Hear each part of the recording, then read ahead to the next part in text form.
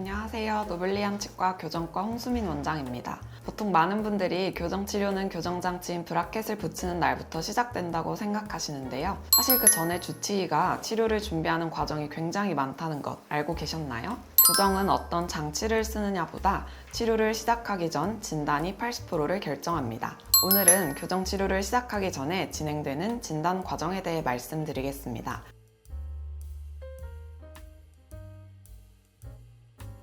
많은 분들이 치아만 가지런하면 교정 아닌가요? 라고 생각하시는데요. 하지만 실제 교정 진단은 치아, 앞골, 얼굴, 그리고 기능까지 모두 함께 보는 과정입니다. 그래서 교정은 충분한 진단 자료가 꼭 필요합니다. 교정 상담을 원하시는 모든 환자분들에게서 공통적으로 다음과 같은 자료를 체득합니다. 구의 안모 사진, 구내 사진, 임상 체득이나 디지털 스캔, 직접 구강 검사, 엑스레이 사진, 파노라마 방사선 사진, 측모두부 방사선 사진, 정모두부 방사선 사진은 진단을 위해 필수로 필요합니다.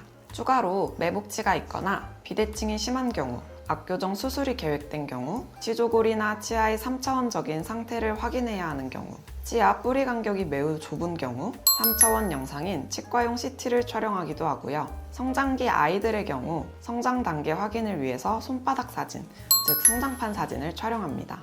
현재 성장 단계에서 적절한 치료는 무엇인지 성장 조절 치료나 2차 교정의 적절한 시작 시기를 판단하는 데 참고하기도 합니다. 이러한 자료들은 단순히 기록용이 아니라 치료 방향을 결정하는 근거가 됩니다.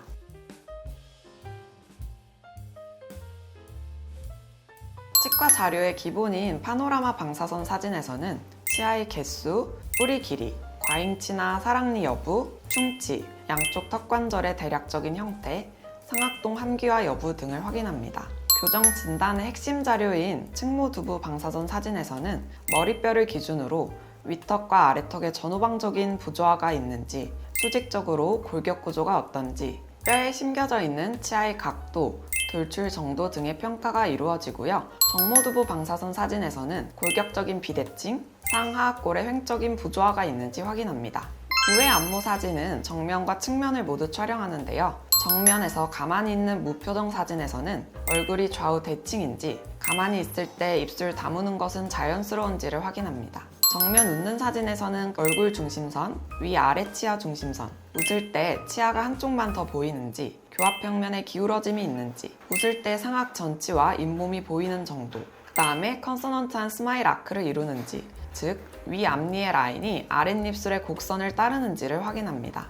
측면 사진에서는 옆모습이 볼록한 또는 오목한 얼굴형인지, 돌출입인지, 입술 모양은 어떤지, 예를 들어서 말려 올라간 형태인지 등을 확인합니다.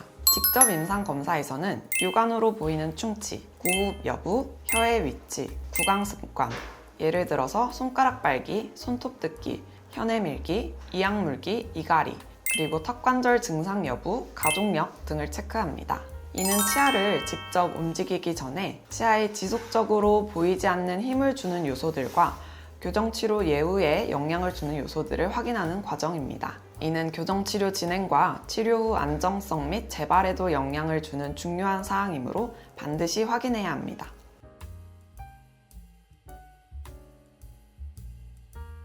많은 환자분들이 가장 이상적인 옆모습 얼굴이라고 알고 계신 이 라인은 코끝과 턱의 가장 돌출된 부분을 이은 선입니다.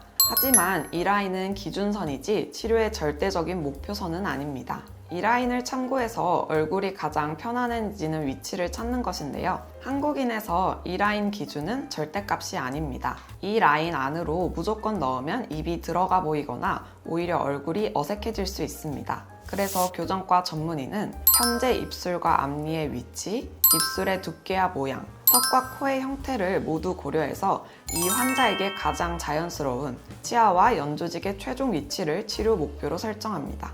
이 목표가 정해지면 그 다음에 공간은 어떻게 확보할지, 발치가 필요할지, 어떤 장치를 쓸지 이런 결정들을 합니다. 즉, 얼굴 분석이 끝나야 교정 치료 계획이 시작됩니다.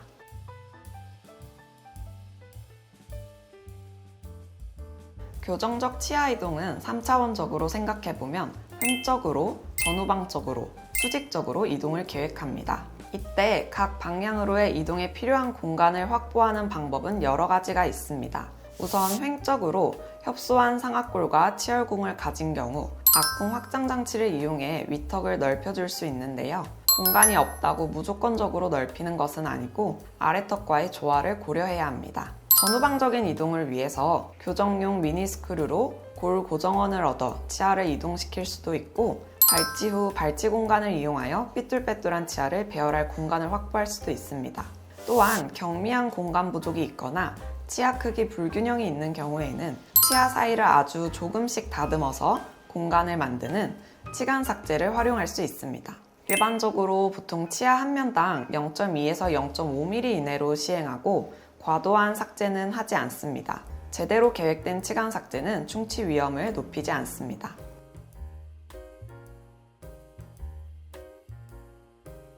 우선 교정에서 발치는 얼굴, 기능, 안정성을 지키기 위한 수단이라고 생각하시면 됩니다. 발치 여부를 결정할 때 고려하는 요소들은 굉장히 다양한데요. 입 다물 때 힘이 들어가는지, 옆모습에서 입술이 과도하게 돌출돼 보이는지, 치아 뻗어짐이나 돌출 정도가 심해 앞니의 후방 이동이 많이 필요한 경우, 치열이 삐뚤빼뚤한 정도가 심한데 확장이 불가능하고 후방 이동할 여유 공간도 없을 경우, 비발치로 진행했을 때 잇몸 퇴축 가능성이나 치료 후에 재발 가능성이 높은 경우, 유착되어서 인접치아와 치조골 높이 차이가 심해지거나 인접치의 쓰러짐을 유발하는 경우, 치아 중심선 개선이 필요한 경우 등 다양한 상황에서 발치를 고려해 보게 됩니다.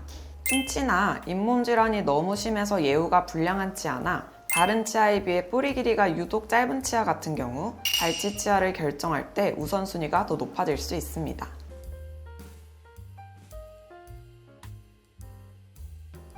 성장기 아이들은 윗턱, 아래턱, 치조골, 연조직의 성장과 치아 맹출 능력이 남아있기 때문에 성장이 종료된 성인과 달리 가능한 교정 치료의 범위가 훨씬 넓습니다.